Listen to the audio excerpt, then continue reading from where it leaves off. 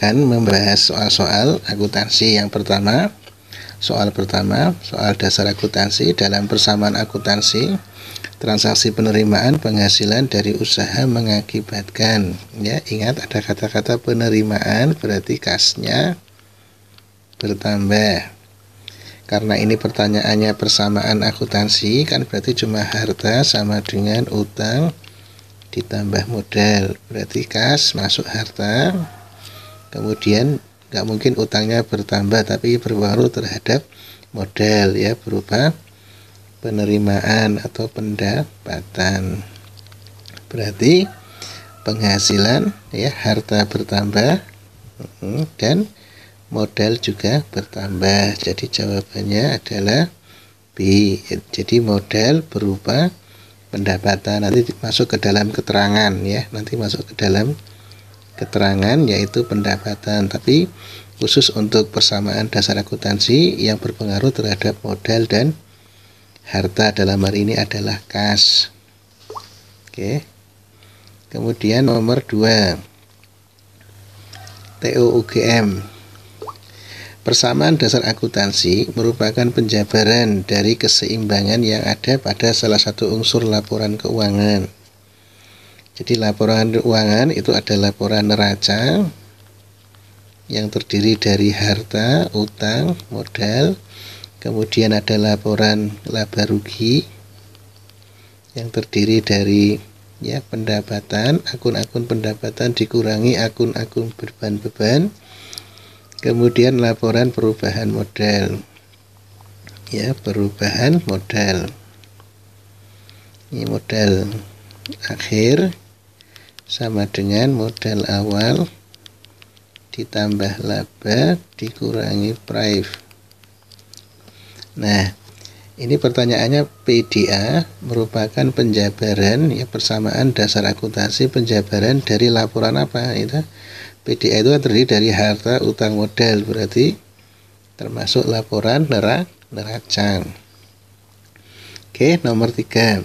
Apabila harta bertambah 500, ya, tadi harta bertambah 500, kemudian utang juga bertambah 200, maka modalnya tadi ingat rumusnya harta sama dengan utang ditambah modal.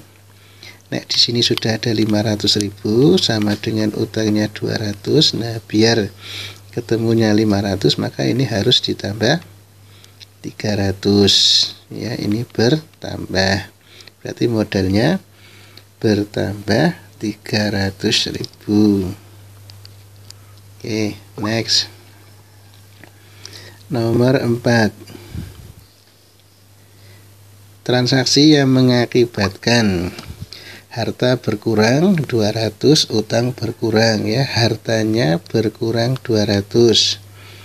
Berarti dia, ya, setelah membayar apa ini? Utang.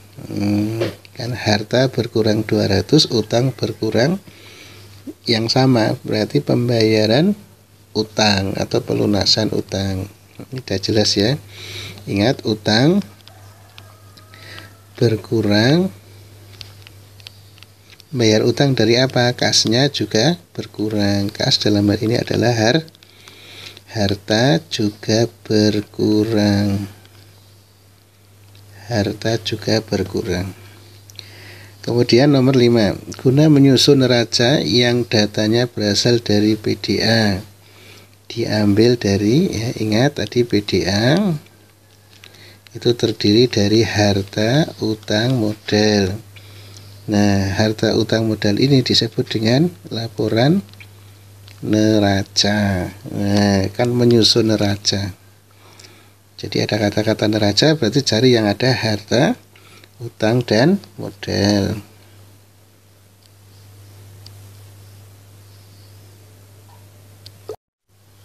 Oke, kita lanjutkan.